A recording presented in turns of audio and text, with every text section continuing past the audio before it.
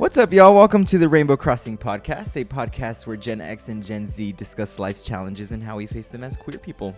We have these open conversations to foster a sense of community through different perspectives.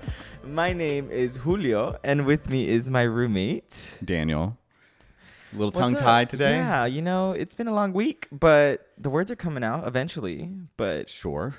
occasionally been stumbling lately with this mouth. I don't know what's going on. You haven't been keeping up with your tongue exercises, I guess. That's so true. Yeah. I've been lacking on that part. Yeah, which is wild because you do have a boyfriend now, so you'd think... Hey, I was already on this journey before I met my boyfriend. This tongue was already taking its rest for a good while before I started dating him. So nothing new. Okay. Enough talking about that part. Moving on from that. How are you doing? I'm doing well. You've had some pretty exciting news happen to you the past week. Yeah, I'm actually pretty excited. Actually, it's still kind of a surreal moment, and it's just one step towards a much larger goal. But I got an agent. I have a literary agent who is representing me and the manuscript, the book that I wrote a couple of years ago now. And it is a process getting an agent. Of course. Anyone who has any kind of artistic, creative, any kind of endeavor that requires an agent to represent them to whoever is the hiring or the purchasing party, they understand you have to move mountains, it feels like, to get to that point. And this is not the first time I've tried to do this, but this was the time I was like, I'm not going to stop until I am successful with this.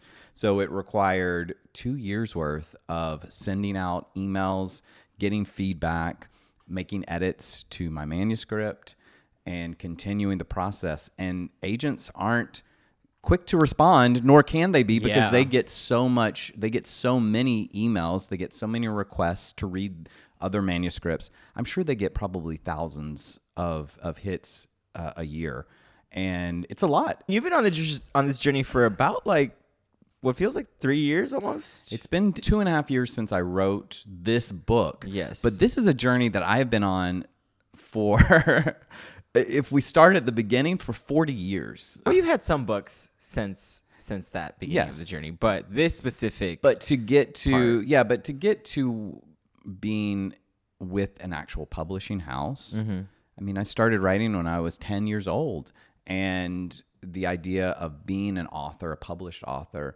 like that started sprouting at that age, 10, 11. I met my first author at 11 and had the book signed, the children's books that he had written. And that started the whole process of me wanting to be a writer and understanding that you could actually do that as a living. And so I wrote at around 20, I wrote my first book. And then a few years later, 25 or so, wrote a second book. And at 30, wrote a third book and eventually self-published 2 of those. Yeah. But I always wanted to go the publishing route because For sure. they have more support for you. They're able to help you market your book better and potentially help with film, TV rights, etc.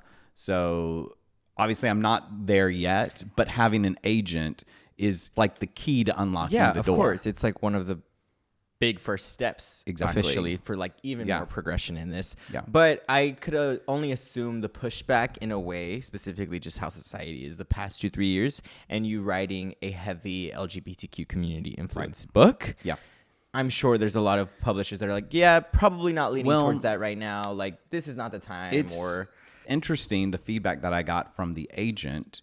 And he actually said that LGBT books are being openly received by publishers. And not only that, my book is what is classified as a cozy mystery, which means it's a mystery that an individual who isn't a police officer or a detective or something sets out to solve.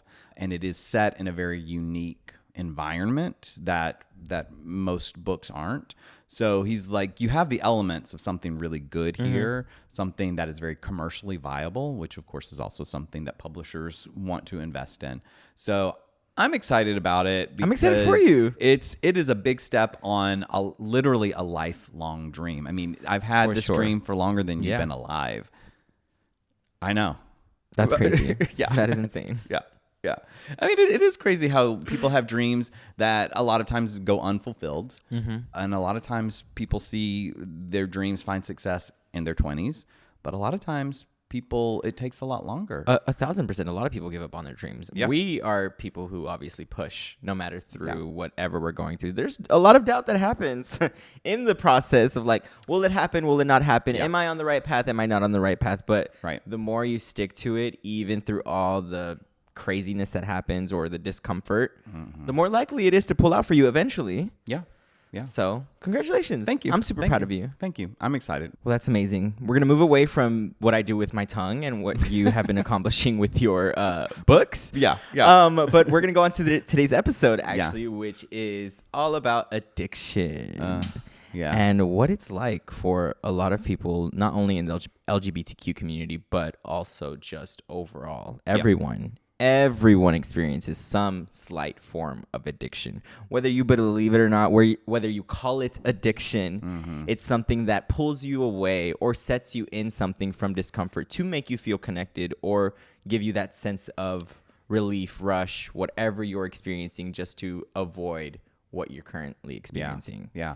And we should frame this by saying that addiction isn't just the common things that people think of when they think about addictive substances like drugs and alcohol and smoking. It encompasses so many more things other than that. It can be a shopping addiction, a gambling addiction, video game addiction, The scrolling addiction. Yeah, your Porn. phones. Porn addiction, certainly. Yep. There are a number of things that can pull you away just from normal, quote unquote, normal life and pull you into this place that offers you this feeling of connectivity that you may not be getting in other places. Oh, for sure. I feel like one of the main sources of addiction is either a lack of connection or just urging for some kind of bond with something. Right. And sometimes that bond can hurt you. Yeah. Sometimes that bond can distract you from what's actually in front of you and make you even more disconnected from the actual life that you're living. Right. Yeah, exactly. I used to think about addictions and putting them in a positive or a negative bucket. And obviously we think of the drug addiction and the alcohol addiction as a negative thing because that skews our behavior and our thinking process. And we've seen, obviously, we all know friends who have let drugs and alcohol just destroy their lives, their relationships.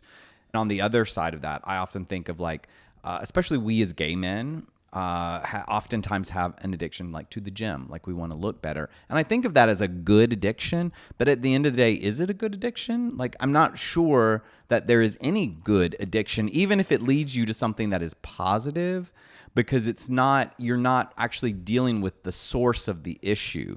Like, why do I have to go to the gym? Why do I have to build up my body? Yeah. Yes, it is doing something positive for my health, physical health.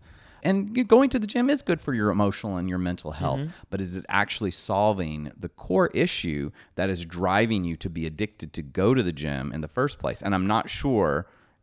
In fact, I am sure that in most cases it is not helping. No, it's definitely more of an appearance kind of thing that mostly drives people to the gym. Yeah. Which there should be a healthy balance with working out. You could also work out too much, and that can become unhealthy at some point. So, like, you still have to take care of your body. Yeah. I mean, I worked out 5 times this week, and my body hurts. And that's on top of me being up on my feet, working a physical, active job most of the week. So, like, my body needs rest a lot of the time. But I don't go to the gym specifically to look good.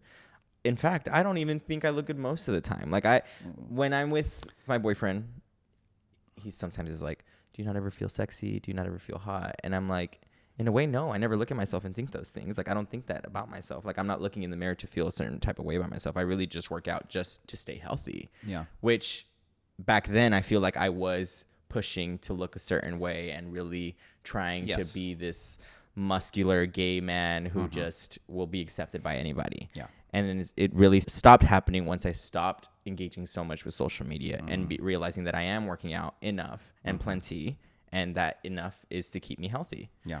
So you could say one thing, social media, which disconnects us from reality and from our human connections, led you to another way of disconnecting. Oh, yeah. In gym and having this idealized body that you were looking to attain, but obviously is not going to take care of your core issues. Addiction is an adaptation to your environment, is what it really is. Like, in a way, you'll see something that might feed your mind or mindset in a certain way that it might make you think that you need something. And then you get a taste of it. And then you're like, okay, I'm actually going to do this a little bit more because I like the way it makes me feel. I like the way that it makes me think about myself, or I like the way I am around all these specific types of people. So like sometimes it's not just your moral failing and being like, okay, I can't do this anymore, or I need something else. Like this is just me, and this is the way I'm going to get through it. Sometimes it's just the environment that you put yourself in that might cause you to linger onto something that might feel like an addiction, and you might think that you need it. Does that make sense? Yes. Like some people think that addiction is just like a personality trait. Like maybe you drink alcohol and it's like, oh, I need it because of X, Y, and Z. But sometimes it's just the environment that you set yourself in that makes you feel disconnected from a certain thing that makes you latch onto something else to feel like you need it. Right. And it may not even be something that you actively do that disconnects you from from your environment. For example, we actively decide whether or not we're going to be on our phones and how long we're going to be on our phones every day. That's something that we are choosing to do, granted. Obviously, a lot of times we are connected to our phones because we have to be through our jobs or, that sort of thing. But there are other things that happen to us that are outside of our control for the most part. And I'm thinking of a friend who maybe was already prone to addiction, but he had unprotected sex, contracted HIV, and that was this turning point for him, unfortunately, in a negative way, because he felt that set him apart. It disconnected him from his community, from his friends. We were all still supportive of him, but he felt like it placed him in a silo that no one else could understand. And that he was going to be alone for the rest of his life. And, I'm sure anyone who has contracted HIV, at least initially, thinks those things. But this really did a psychological number on him and caused him to disconnect. So what did he do as a result of that? He sought out a bond, a connection, a feeling of belonging in a lot of different ways that were just really harmful to him and to other people. I mean, I saw him go through alcohol addiction and drug addiction and a sex addiction. And there were just so many things in his life that just kind of took over to the point where it literally collapsed his life. Yeah. He had a successful job. He owned his own home. And all of that was gone within about a year's time frame of him disconnecting from reality and trying to find a place that he felt a bond again. Yeah. Like you said, one of the main sources of addiction is just lack of a bond. Like you're either disconnected from your community, maybe you were unloved or felt like unwanted as a child, and now you're overworking everything just to feel needed or desired in whatever aspect. And that could be a form of addiction. But like, if you think about it, imagine being someone who has gone through something difficult. What if you got into, let's say you were in the military, you came back from war, and you don't really have much. It fucked you up mentally. You might need to go to a therapist and a psychiatrist, and sometimes you might not get the resources that you need. A lot of people end up being homeless. Yeah. And when you are homeless and you don't have a sense of community, you don't have the right food or tools or the nutrients that you need just to survive, or the shelter, whatever it is, you start to lead to other things that might make you feel something besides empty and alone. So like we do see a lot of crazy things on the streets of people just acting certain ways from obviously drugs or lack of resources, that it affects the homeless community a lot.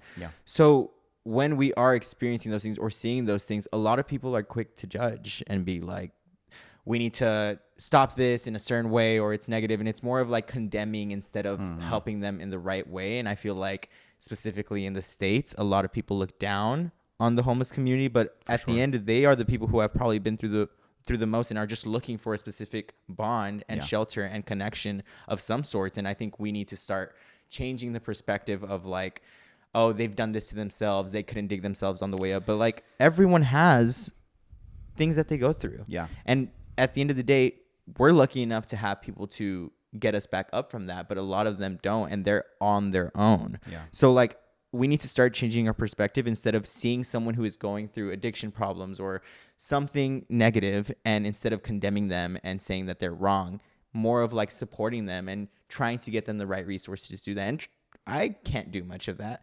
We don't have much power. The power comes from above.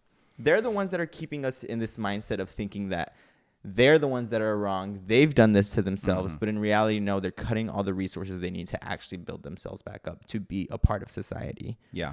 The way our society works, particularly the United States society, we criminalize homelessness, we criminalize addiction problems, and we take those people and then we isolate them. We put them in prison or we put them in psychiatric hospitals, and we take them away from the potential to connect, to bond with society in general. Something that gives them purpose and helps them feel just connected to the world, to humanity. And we take them and we put them away, and that's only going to exasperate the problem. That certainly is not going to help at all, because why are they going through these addictions? It's because they're seeking out something that they're not getting anywhere else. And so seeing addiction as the problem instead of as a symptom of a problem. And that's where I think our society has failed in general, not just in that one area, but we don't see the bigger picture oftentimes. We see an action as a problem as opposed to a symptom. And if we could, again, just like pull back and see things from a better perspective, I think our society would be in a much better space. But the way things are now, and because we are a capitalistic society, and there are things as for-profit jails, and there are reasons to put people in a punishment capacity as opposed to a healing capacity. Like you said, this is a top-down problem. I don't know how we, on a global scale, solve it, but we can talk about it on an individual level. Yeah. Everyone is addicted to something. Yes. Like, that's just facts. Yeah. We are programmed to be addicted to something because in a way we're so used to in a way being alone in certain areas that something brings us comfort, whether it's working so much and feeling like you're needed or validated in this place. But even then, if you dive into that, you're pulling away from everything else. Let's say you are addicted to work and you have a family, a full family, and you're neglecting your children, you're neglecting the person who's your love interest, you're neglecting everything else that needs there because you're so like set on being valued in a specific way. And maybe that was just from the ground up. Maybe you've been that way from your whole life. Maybe that's where that mindset came from, and you're so used to being addicted to that it's hard for you to get out of that cycle. And you might not even know that you're addicted to work, but it can show. Same thing with shopping. Like sometimes the click and the click and the click and getting something new and a package coming every single day, it just adds this fuel of like energy and life and like excitement to what's going on in your day to day. So that's another thing that happens with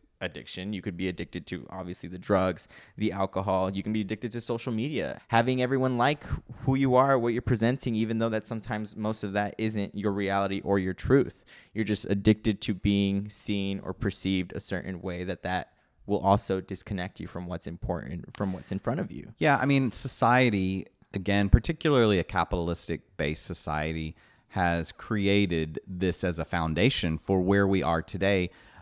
Less so than when I was a kid growing up, but today I can only imagine the pressure on kids with all that they're facing. You're talking about social media. There is an addictive quality to getting the likes and the engagement and to see your numbers go up, all of that stuff.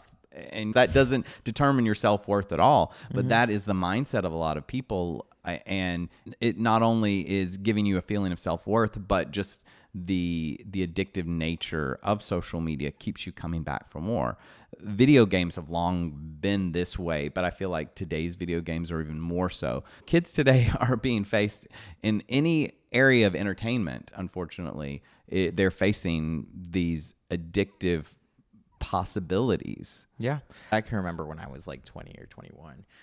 That I would go out and I would be hanging out with some guys, or I would meet up with this guy and I'm thinking he's cute and like we're talking or mingling. And then other guys would come up and talk to him and like, oh my God, you're from Twitter. I've seen your Twitter, blah. Not me, but like the guy that I'm talking to. And I'm like, and they just like would be this superficial thing. And I'm like, what is happening right now? But it got me thinking, I'm like, do I need to post more to like get people to come talk to me? Do I need to like be more open or sexual or whatever online publicly for people to just turn their eye at me? And I got that thinking that for a second. I would post more and I would do that and it would happen. But in my mind, I'm like, what is this benefiting? It's not benefiting me completely. Like, yeah, people are coming to talk to me, but like, what is the point of doing this just for more attention from random people in a way that I might not even want the attention? Or is it just creating a mindset in my mind that it's like my value comes from what I'm presenting online? And people end up being addicted to that. Yeah, of course. Because they don't have that real life valuable connection with their friends or their partner or their family, whatever the case may be, and they're seeking it out and they don't know how to get it through a normal means, and so they're stuck in this addictive cycle. Yeah. And it ultimately, of course, it doesn't actually bring the real connection, but it does create a vicious cycle where maybe momentarily, okay, I've got new followers. Oh, they're giving me great comments. And then People are in my DMs. It's Yeah. just all this. yeah. So for a moment, you feel it. And it's the same when you're taking drugs or drinking Yeah. alcohol or whatever. Momentarily, You'll feel feel good. good. And then when you step away, there is some kind of guilt that comes with it. Because I think everyone, no matter what their addiction is, shopping, gambling, or something as simple as social media, video games, when you step away, you realize like, okay, this is consuming me in some way. Maybe it's taking my money or my time, my health. It could be taking a lot of Yeah. different things away from you. And when you step away, you get the realization like, ugh, I shouldn't be doing this. But that guilt almost pulls you back in even further, because that you're still disconnected, and you're disconnecting from that thing you thought was helping to connect you on a higher level, but it's not. So it's really a bad cycle that people can easily get stuck in. Once you're cut off from love, community, each other, yourself, you seek to feel whatever you're missing in everything else. Yeah. And sometimes that might distract you from what's right in front of you and Yeah. what you need to actually do to progress and be a better version of yourself in a way. Like, at the end of the day, it's all about community. We're all just trying to connect in a way and also build the world up, because if we're getting disconnected from one another, we're getting disconnected from the earth as well. If we're already neglecting one another, that's why the earth is going pretty rapidly bad with climate change, with anything that you can think of. Natural disasters are increasing tenfold every single year because of it. Pollution. And it's pollution, Yeah. it's greed, it's power, it's all those things that the higher 1%, the government, whatever you want to call it, is controlling, because they, in a way, are addicted to power. When America itself is describing itself as one of the most lethal countries in the world, instead of like bringing unity and peace, it's like, what are we prioritizing right now? Power? That we're addicted to power? What's the point of that? Why aren't we addicted to peace? Yeah. And helping one another out? Like, what about power is it coming from? But power is just such a negative factor that will feed onto you, because once you do taste a little bit, you want more and more and more. And when the government is looking to be powerful, it's honestly just going to destroy everything else in its way, specifically its earth and us in front of each other, putting us against each other in a way. Yeah. Yeah, that's the struggle with the way we have built the world now, with the capitalistic mindset. Money and power, for the most part, go hand in hand. And people, oftentimes we see them do whatever they can to get one or both of those things. But the resources to attain that level of power, of money, like, you're going to burn through all of those. And that's what we're doing to our planet right now. We're burning through all of the resources in order because everyone wants a little power. Everybody wants a little money. We all want more than what we have for the most part. Mm-hmm. And obviously that mindset keeps us trapped in this addiction cycle. And no one ultimately is going to benefit from this in the long run. Yeah. It is a temporary addictive high. And obviously the addiction highs are longer when we're talking about money and power, but it's going to burn out eventually. Yeah. And the thing is, the way people deal with addiction comes more from a place of judgment and punishment and discrimination, and isn't really leading to the right way for the solution of addiction. I mean, I'm guilty of that happening as well. I've had people in my friend group in my past who have become addicted to things, and I've tried helping. I've tried being like a good person to my friend, but when they're constantly not listening or not taking the helping hand, it starts to turn into judgment Yeah, and of course. discrimination. It's like, why are you doing this? Like, blah, blah, blah. Like, just saying a bunch of different things to make them feel worse instead of actually lifting them up and giving them the resources they need. Yeah. And I'm not saying I'm the person that needs to give them those right resources, especially when I was younger. I'm not thinking that way. I'm not thinking of like, how can I help them? Most of my friends are older than me or have been older than me most of my life. So like, I'm not thinking of how I can help them in that way. I'm more thinking of like, what's wrong with you? Like, why are you not listening to us? Why are you just like turning the other eye and doing those specific things? Like, that's not helping you or helping us at all. If anything, we're feeling more disconnected from you. And that's not the kind of energy they need when they're dealing with something like this. Yeah. I mean, again, we're seeing that situation as the problem and not a symptom of the larger problem. And so it's really hard to tackle it when you're not really tackling what the real problem is. And I get it because I have been there for friends who have gone through addiction issues as well. And I'm thinking of the traditional drugs, alcohol type of things. And you put in the effort and they're going through something that you cannot fully understand. And I've never been addicted to drugs or alcohol or food or any of those things that can really wreak havoc on your body. So it's hard for me to completely wrap my mind around that specifically. But, watching friends go through this and you're there for them, and because their mind is altered, you're still going to get pushback. So there comes a point in time where you just want to step away because they are going to start dragging you down at some point. So it's really hard to separate your personal feelings from what they actually need. And you do have to be careful because someone who's going through a drug addiction, for example, are you at risk because of this situation? Yeah. So you have to obviously protect yourself first and foremost, but we have to recognize why someone is going through an addiction. And if we can get them the resources to understand that for themselves, because I think a lot of times when they turn to drugs and alcohol or shopping or gambling or whatever, it's because they don't recognize the source of this is that I'm disconnected from maybe even myself. Like, I haven't learned how to love myself. I don't have the connection that I need with my family, or I don't have a group that I can call my own. Whatever the case is, a lot of times people just don't recognize what the true source of their trauma is. Mm-hmm. As a society right now, we are more connected digitally than we are just in person. Yeah. So how do we combat that? Like, what do you think that is coming from? Like, why are we getting more comfortable being alone than connecting with one another for specific things that give us dopamine rushes? It's a good question. And we're hearing about it on a larger scale recently. That male loneliness epidemic, for example, gets talked about a lot. And I think that is why it's the male loneliness epidemic as opposed to the human loneliness epidemic, is because men have a harder time connecting with themselves and their emotions and what they need.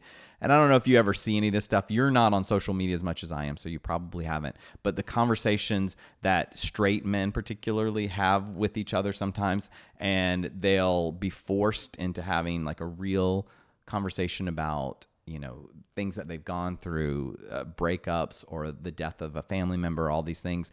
And this group of men, you sit and watch them and they have no idea what's going on with their friends' lives. And part of it is because the individual isn't sharing. And then the other part is because all the other people are shielding themselves as well. So it's a two-way street there. But we have to learn to open up and to be vulnerable and communicative with one another. And once again, like, women always lead the way and how to be successful in whatever in life, because they've got this figured out a long time ago. And I think gay men, it's one of many things that we've adopted from women. Yeah. Because, some of us fall into that traditional male machismo kind of mindset and don't share as often as maybe we should. But I don't have any problem with it, like sharing how I'm feeling, what I'm going through, and then asking my friends to do the same with me. And I see when people do it, I see them recognize what they're deficient in their own lives. And I've seen people like blossom and change as a result of recognizing I'm doing this thing and it is an addictive quality. I'm flirting too much, or I'm hitting on other guys, or I'm cheating in my relationship. That is a problem, but sex addiction is not the problem. The problem is that you haven't found the ability to connect to yourself. Mm-hmm.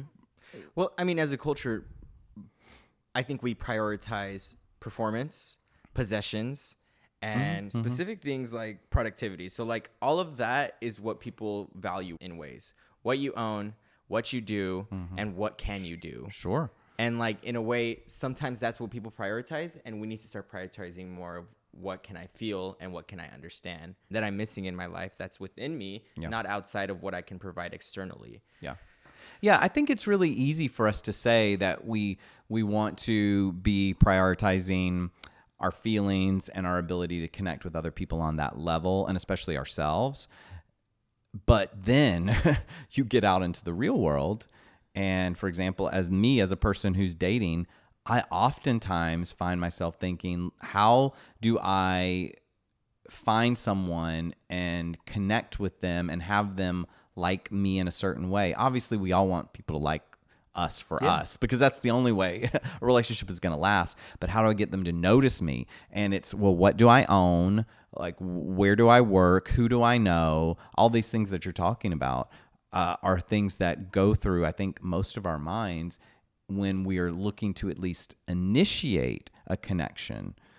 Obviously, I don't think that those sorts of things are going to allow for a long-lasting, meaningful connection, but it's the flash and the glamour and the glitz that brings them in. So yeah, even though I understand that that's not going to help in any meaningful way for a long-term relationship, I understand that I almost need that, because in today's society, you have to have something that allows you to stand out, whether you're looking for a relationship or a job, a friend group, whatever it is. So like if addiction is a reflection of our society, what does that say about the system we built? It basically is saying that, one, they don't care about us. No. And I don't think we built this system in a way. I think we kind of were born into this way that we're already used to seeing things reflect, whether it's negative things happening in our life, not getting the right resources to support ourselves when negative things happen in our life. And that leads to a bunch of other things like addiction. Yeah. And whether that's on your phone, whether that's you're consuming something to make you numb or feel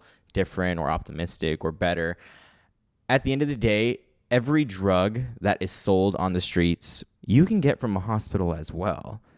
A lot of people use those same drugs to treat specific things. It's the part of doing it by yourself and not getting it the right way that will fuck you up and not lead you to the right place you need to be a better version of yourself. Yeah. Because there are a bunch of drugs that will help you be better versions of yourself and will actually cure you and heal you.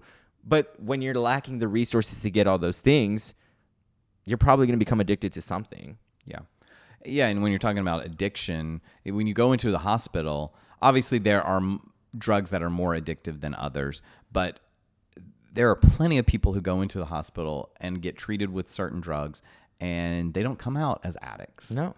And it's because what is happening there, that transaction is not to meet a need that they are missing internally. It is meeting a physical need that they have some kind of health issue with.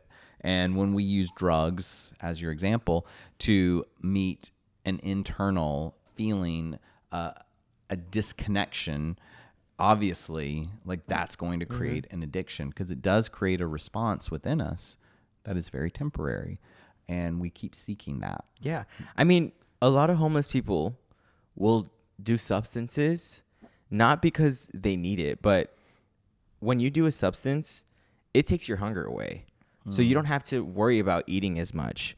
You're also cold a lot, and sometimes that brings warmth to your body in the times of like when nature is really affecting you on the outside. So there's a bunch of other things that they'll think mentally or that their body might need that will resolve a couple of those issues just by doing a drug. Yeah. You don't have to worry much about warmth. You don't have to worry about eating as much because that thing will fill those things, but also keep you going at the same time. Yeah. So it's a scary balance of all those things, but in a way they feel like they need to do that just to survive. Yeah. Not to mention, it probably, certainly, mentally relieves them for a Oh, period yeah. of time. Can you imagine like being out on the streets and not knowing where your next meal or everything is going to go from, and the anxiety and the depression from knowing that you have quote unquote failed societal standards?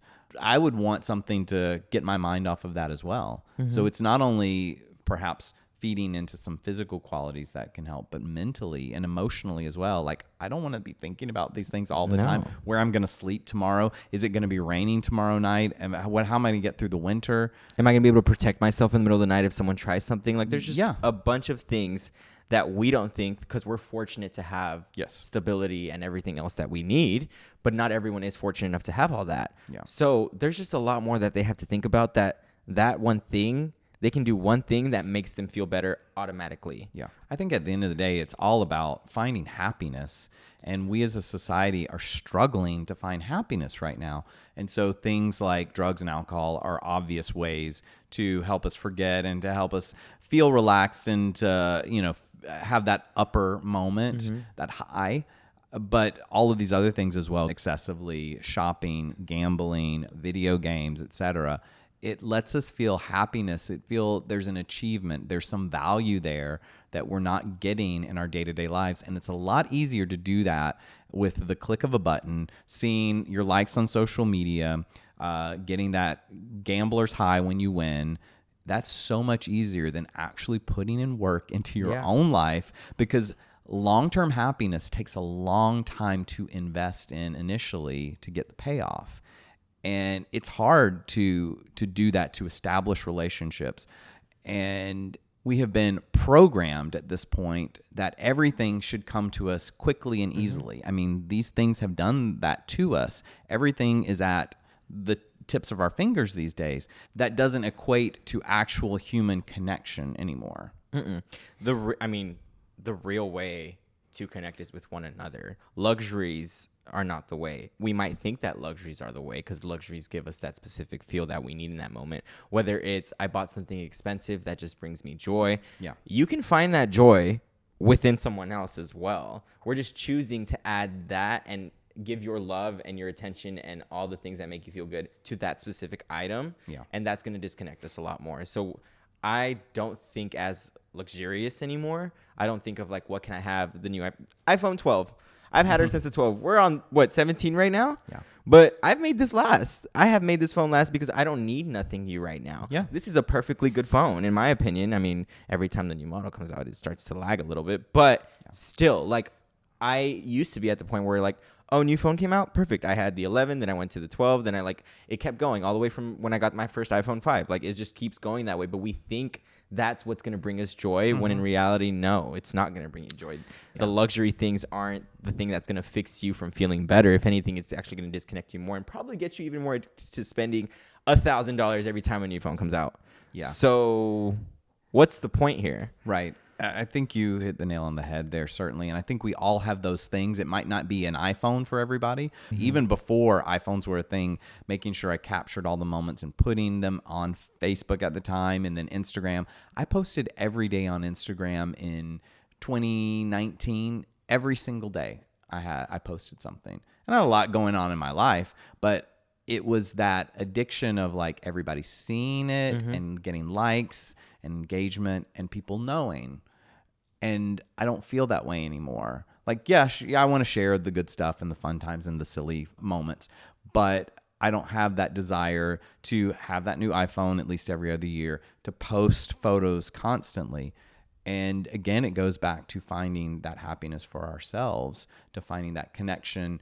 And usually it's a connection with yourself. Yeah. That you at least need to start with in order to battle these addictions, especially these everyday addictions. Yeah. Like, most people watching are not addicted to drugs and alcohol, but almost all of us, like you said, are addicted to something that's giving us this this temporary happiness. For sure. So now that we've talked about all the specific things that can bring addiction, and maybe you're listening to this podcast and thinking, I'm not addicted to anything. That's false. I want you to find that one thing that you feel like you might be addicted to. Yeah. And it might not even feel addiction, but what's that one thing that pulls you away? Like, for example, for me, it's weed. I love weed. I don't think it has a huge negative impact on my life. I have cut down so much on it, but it has been the one consistent thing in my life that I have not been able to let go fully. And it's just how I combat about things. Like, it makes me feel less intense. It makes me feel less stress. And I have dealt with a lot of different things that could fuck up my mind and make me a more shitty person. But in reality, that helps me it helps me regulate my emotions a lot better than I used to do it. And now at times when things get pretty intense, I do lead to friends. I do lead to those specific things and those connections. But sometimes when it gets really, really tough, I will rip it hard and I will feel better about it. But I have slowly started to get off of needing it as much as I used to. Yeah. But I had to realize that you can be addicted to almost anything, and you should be able to find ways to combat it and find the specific thing that you need to move on from it. Yeah. And I think now is a perfect time to talk about how do we process this? How do we move on from it? What is the specific path to recovery? You know? So individually, your recovery will start with your presence. It's being able to sit with yourself without needing anything to fill that emptiness or that void. That's hard for a lot of people, to be able to sit with yourself. That is one of the biggest challenges, I think, that most people face right now. It's like we were talking about when we talked about grief a couple of weeks ago. Like, you just have to sit through some things. There's no way to fast forward past it. For sure. You have to go through it. And I think there's two ways. So, like, we're thinking right now, I'm talking about individual recovery. I just acknowledged that I have a slight addiction to weed. Don't think that it's derailing me from everything that I need to get done, because I always get everything that I need to get done. But that has been the main consistent thing. That as an individual, I know what I need to do and focus on to recover. But another thing that people forget to do, it's not just about the individual recovery. It's also about your societal recovery. In a way, weed has numbed me down to where I don't need anybody else. I can process everything on my own. And it does make me feel wise and a little bit more in my mind about things. But it helps me think deeply about the things that actually matter to me and how I can move on it with my own. But in a way, now I'm understanding that it also is part of a society recovery. Like, you need to involve yourself with society again to feel more whole than you once were. Because I'm used to shutting myself off from people. I will talk to anybody about anything. If you really want to sit down with me and have a conversation about deep things, I will easily do it. But I don't need to do that because I've figured out how to manage things on my own. But now I'm realizing that I also just need to put myself out there even more when it comes to my society and my friends and the people who actually mean things to me. So finding your tribe, finding your people, and integrating yourself into society once again is going to help with this recovery process of addiction. Yeah, isolating yourself is not the answer long term. Yes, sometimes we need to isolate ourselves to figure things out. But long term, like we function as a society. We function better as a society. Yep. You need to rebuild a community. You need to trust and experience the shared humanity experience in reality, because we are all human. We all experience the same types of things, whether it's expressed differently. But at the end of the day, we have to draw back to that connection of being human. Yeah. Yeah. It helps to remember that other people are going through these things too, or have gone through them and have found a way out. Addiction feels like a cage. You're trapped in there. Oh, 100%. And you're usually alone in this cage, but you should leave that cage and go to the park where there's a bunch of different things to experience, even if it's just nature itself, involving yourself with life, involving yourself with animals that just cross the street, involving yourself with the people that also cross the street. So it's just integrating yourself back to society, not feeling so caged down, but more feeling free within what's in front of you. So to summarize, addiction, while it is a problem, it's not the problem. It is a symptom of the overall problem.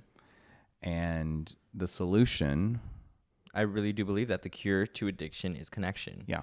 Not with a substance, not with an item, but with each other as people. And trust me, it being in the gay community and the LGBT community, addiction follows us a little harder in a way. Because one, most of the time we're all partying together. So it's hard to hold each other accountable through those specific things. So sometimes you need to just be around other things to give you that sense of community. And hopefully that energy starts to spill over into everyone else, because we got to start pulling away from things that make us feel things and start feeling things with one another just by being around each other. Yeah. Because every time you get together, you don't need to be drinking. You don't need to be doing drugs. Sometimes those things are fun. But when you do it all the time, what is the thing that's going to actually connect y'all? Is there anything to connect us besides those things? Can we have a good time without doing all those things? Have we tried it? A lot of us will say, yeah, I can do it. But when have you tried it? Most of the people will be addicted to something for most of their lives. But this specific episode isn't to judge the people that are addicted to things. It's more of trying to understand how we can approach addiction in a different way. Because addiction isn't the enemy. It's one of the symptoms to an overarching problem. There we go. Yeah, exactly. So Exactly. we just got to learn how to be more supportive to one another, not shame, more understand, and try to help give people the right resources. Just a little love. A little love. A little love, care, concern. Yeah. Well, sometimes a lot of love. Yeah. And a lot of care and a lot of concern. Yes. But it's the way you deliver it at the end of the day. Yeah. Because my love can be intense. And I've learned how to soften that love. Yes. And I'm learning still how to soften that love. I'm not perfect. But no one said you were. Yeah. You've said it once. I have it in a text. Oh wow. Well, Julio, thank you for this. I didn't know how this episode was going to go, but as we were studying for this and doing some research on it, I learned a lot. Me too. It really opened my mind about addiction in general, about it's just not like, you're addicted to alcohol, you're addicted to drugs. Like there's as with everything in life, there are so many layers involved here. So I really appreciate you for wanting to do this topic and for pulling all the great resources today. Well, that's what friends are for. Yeah. That's what co-hosts are for. That's right. That's what a team is about. That's right. Thank you guys for joining us. Please give us a like, a comment, a subscribe, and we will see you next time. Bye. Love y'all.